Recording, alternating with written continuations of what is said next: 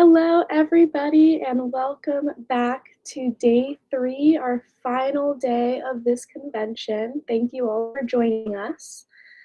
For those of us that missed it yesterday, we talked a lot about what the Progressive Party believes in our programs. There will be recordings up, so please go ahead and watch those if you missed it.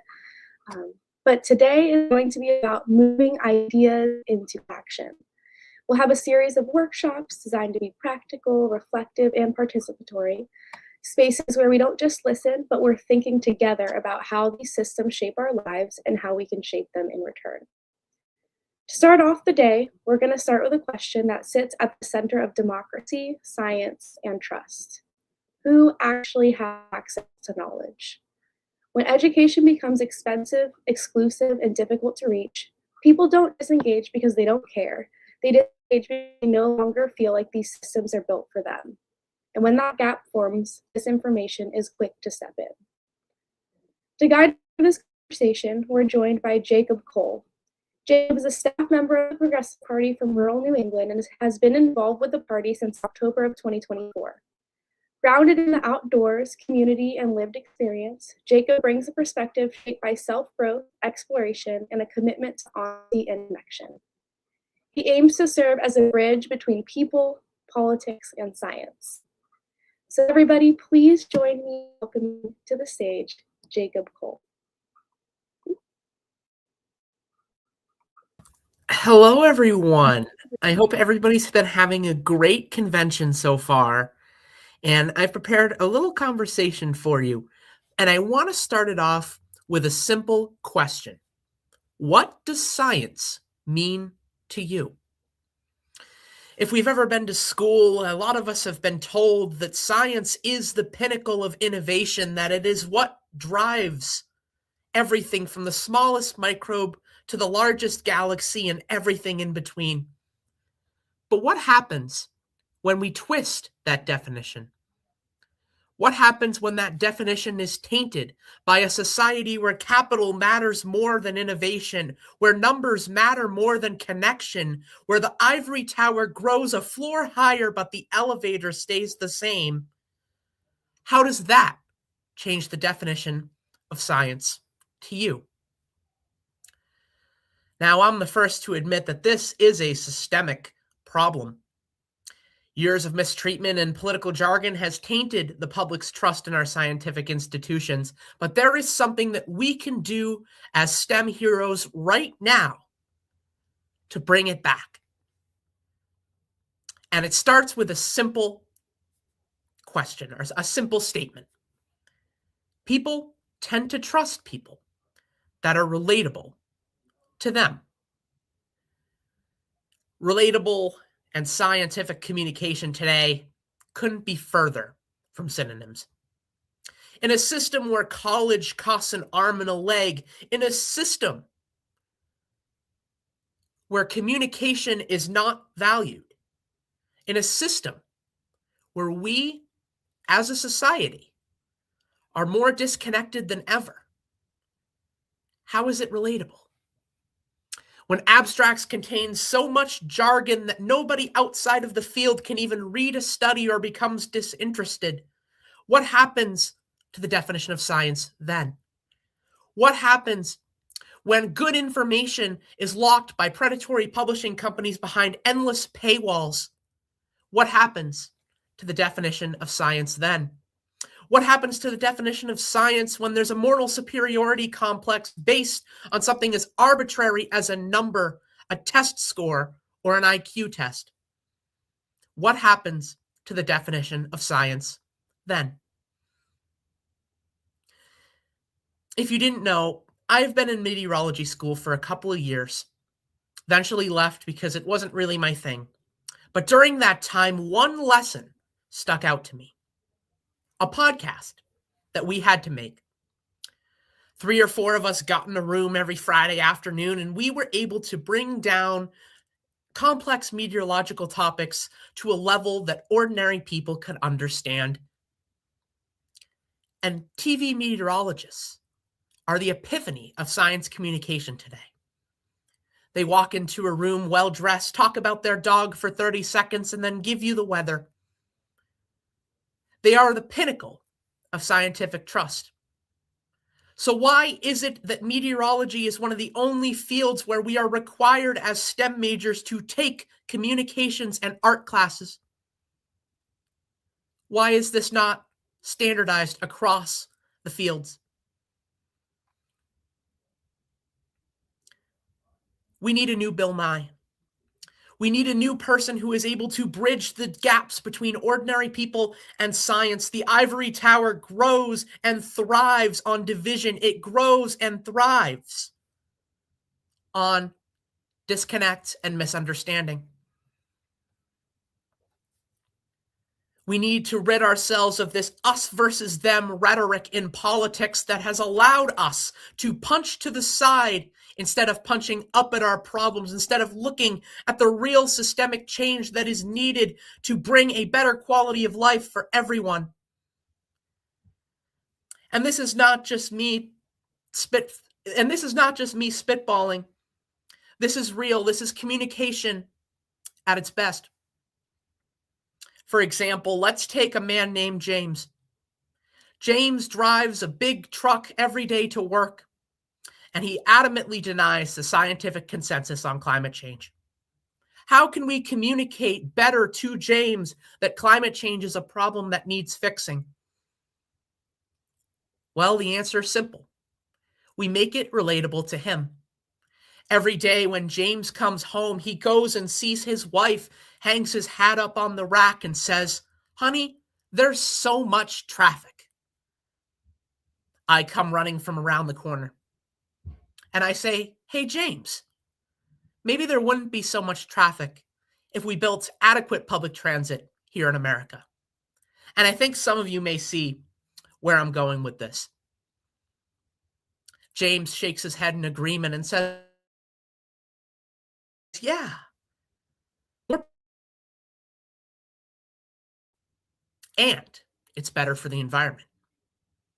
So I just got somebody who adamantly denies climate science to support policy that makes the climate better.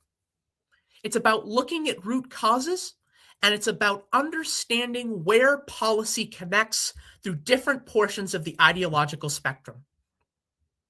We must embrace populism, not just in politics, but in science. This example is not manipulation, it's communication. Because at the end of the day, everyone wins. Additionally, we must not see communication as the only problem in science today. The systemic bear is too big to be ignored. We must make college affordable again. We must rein in predatory loan institutions to open up more opportunities for people in STEM. We must expand graduate programs and Grad Plus loans for students. This ivory tower must be collapsed, and it must be collapsed now if we want a chance at a livable planet in the future. But this problem, again, does not just start in college. It starts down low, starts down in our K through 12 schools. Walk into an elementary or middle school today. When was the last time you saw a science fair? In most schools, it's optional at best. We must readjust our education system away from facts for the sake of facts towards learning for the sake of growth. We must boost curriculums at all levels of education to boost passion and to drive more scientific exploration from a young age. This may seem difficult, but we can do this. We need to raise teacher pay. We need to ensure that we're communicating more effectively in all areas, and we can build a bridge that connects people across the ideological spectrum, because inevitably there is way more that unites us than what drives us apart. And as soon as we realize that and become heroes of STEM communication, a better world is truly possible. So take this journey with us. Start looking up at our problems instead of side to side. Start uniting people on issues that matter to them. And that is how we build a better future. for everyone. Thank you so much. And I am free to take questions. Awesome. Thank you so much, Jacob. Yes, please, everybody send your questions in the chat. If you're watching on Instagram, you can also send your questions in the chat and I will ask for you.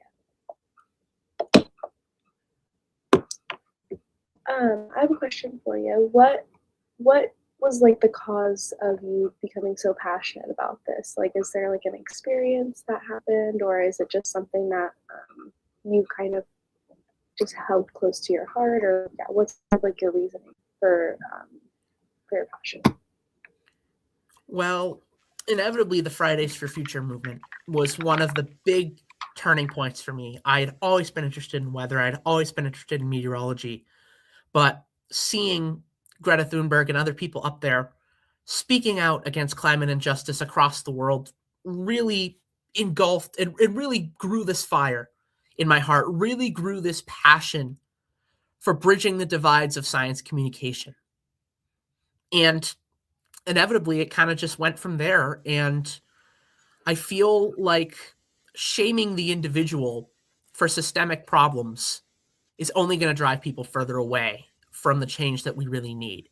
Again, the example with James, so many people could benefit from green technology, not just because of the environmental impact, but because of the societal impact those technologies can bring to so many people. Awesome. Thank you. Question from Instagram here. How do you feel about increasing resources for the autism community, and what would that look like? Well, if you guys can tell, I am neurodivergent. I am on the autism spectrum. And I think that fixing this ivory tower also means opening communication. It also means opening opportunity, including for neurodivergent people. A lot of people on the autism spectrum don't test very well. And we have this emphasis on standardized tests, and a lot of schools are actually bringing back the SAT, and it's just a mess. And I think that to build a more inclusive environment for folks that learn in different ways and that think in different ways, I think we really need to focus on bridging those divides and really bringing a community and a curriculum where passion and talent drives learning. Again, learning for learning's sake instead of learning to get an A. I mean, they're two totally different types of learning. And I think a lot of people that are neurodivergent are still very much capable of showing proficiency in all different areas. And I think that if we're able to open the door to more ways of showing proficiency in our standards, then I think that can be inclusive in itself, not to mention expanding IEP programs and more student individuality in general. Awesome. Thank you, Jacob. Another question, I'm going to put it on the screen here for you. What's your vision for the development of STEM communication? Or what are your visions for how that effort might develop moving into 2026 and onwards? Well, yeah, definitely. I think that what's been happening recently with science communication is an absolute disaster. We've been cutting PBS, we've been cutting NASA, we've been cutting NOAA, and we've been embracing this pseudoscience that is creating this dichotomy of information that may not be true and information that the scientists are trying to peddle. And there's a clash, right? And I think that's the core of the issue. And if we're able to get down to those levels, and again, my vision really is being more personable, being more people-y, if you will, bringing that TV weather to most scientists, right, that are able to talk to people in ways that make sense to them.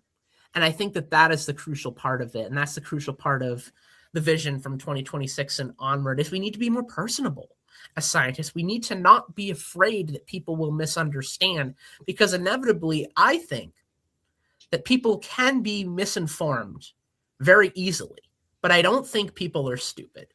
And I think that if you're able to bring a scientific message down to a 30-second to 2-minute elevator pitch, I think a lot more people are going to start listening to the real science than whatever BS is being peddled by AI algorithms or crazy conspiracy theorists online.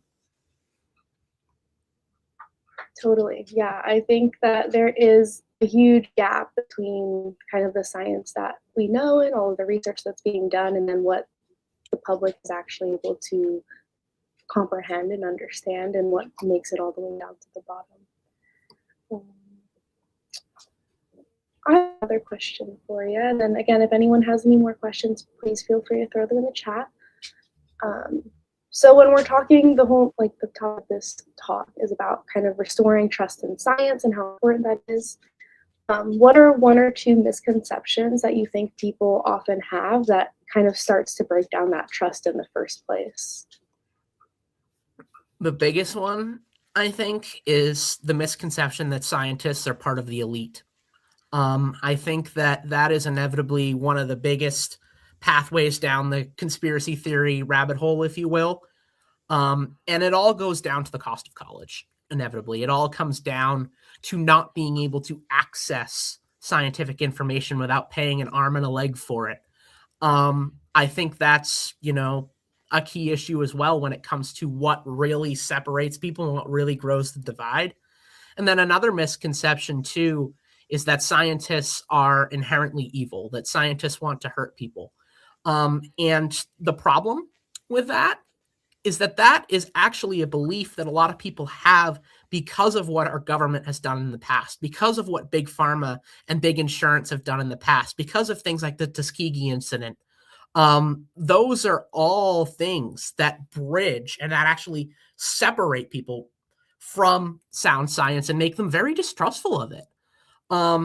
If we're able to build a science that works for everybody, we cannot have the only option when you get out to be destructive towards people, right? Like, mean science is a thing, inevitably. And in a lot of cases, those involved in it are victims of circumstance, because I've got friends right now that are looking for jobs.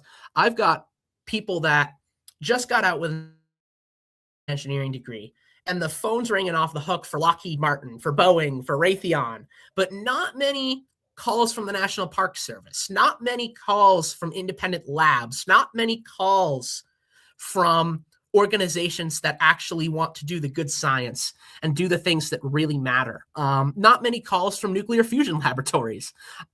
It's all MIC, it's all corporate jobs, and a lot of people are forced to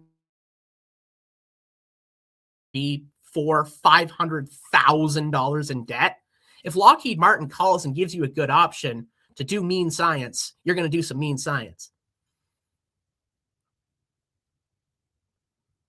100%. Yeah. I got, I think, one more question for you, and then we'll kind of close things up here. I think this kind of goes hand in hand with what you were just talking about, and you kind of frame education more as a democratic issue, not just an academic issue. So what happens to a democracy when most of the population feels like they're locked out of education and learning in general?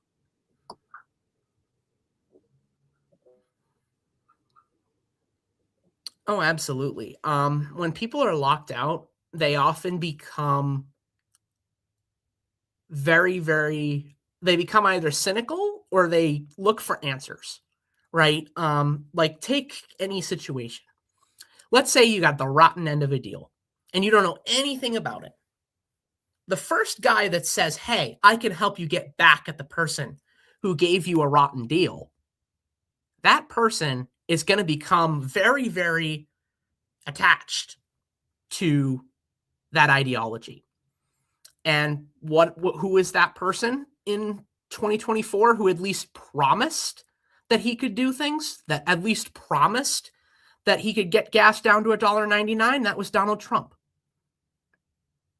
And the point here is to not have bad deals in the first place. The point here is to listen to where people are coming from, to actually not ignore our communities and actually boost education.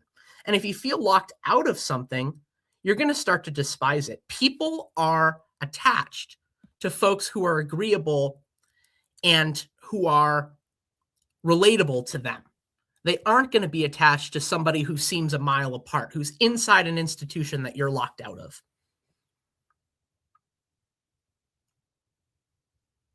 All right, we got another question in the chat here from ADAC. It's going to be a two-parter, so just give me a second. So first part here, in political movements, easy vocabulary tends to go a long way in communicating powerful messages. Have you thought about, in honor of Parkland Hero, what expressions could communicate progressive? Example, climate policy fits on a yard sign. What are your slogans and solutions? Yeah. One of them is safer streets. I already mentioned that a little bit in the keynote. Walkable cities, really popular policies that allow for kids to get outside again, get more active, and a whole bunch of other things in addition to the environmental. Because when I see climate and I see climate solutions, I see infrastructure. And everybody complains about infrastructure, man. Everybody hits a pothole and they're like, F word, you know what I mean? And like, if we're able to connect that to climate, then I think that's really important. And, inevitably, some of my slogans and solutions would be, hey, in terms of education, one could be good schools for all, safe schools. It's really about getting down and meeting people where they're at and, going from there, really. Because I think most people are mad at the same things. And I think if we're able to effectively put those in little sound bites of populist policy, whatever populism may be in that neighborhood, if we can twist the messaging in that direction, I think that's important. Hope I was able to answer that pretty well. Yeah, thank you, Jacob. We are running out of time here, so I am going to close things up, and then we will kind of get our next session started. But is there anything that you want to say, kind of leave the people with some last words? Yeah, just be personable, really. Be personable. And just because somebody might disagree with you at face value doesn't mean they truly disagree with a better world. And if we count people out for that, then I don't think we have as good of a chance as if we try to appeal to everyone. Let's build a better future for everyone. Thank you so much, Jacob. Everybody, round of applause. Jacob. Let me go ahead and take you. All right, everybody. So the next portion of our events today is going to be taking place on Zoom. Everybody can kind of just head straight over there and we'll get into it. I'll give everybody about 5 minutes transition time to kind of switch from here over to Zoom, and we will have a Q&A session with our board of directors and staff members, so you guys can ask some questions. It'll be kind of like an open room. We'll be in Zoom. People will be able to unmute, so please feel free to join us over there. All right. Thank you so much, and we'll see you guys soon.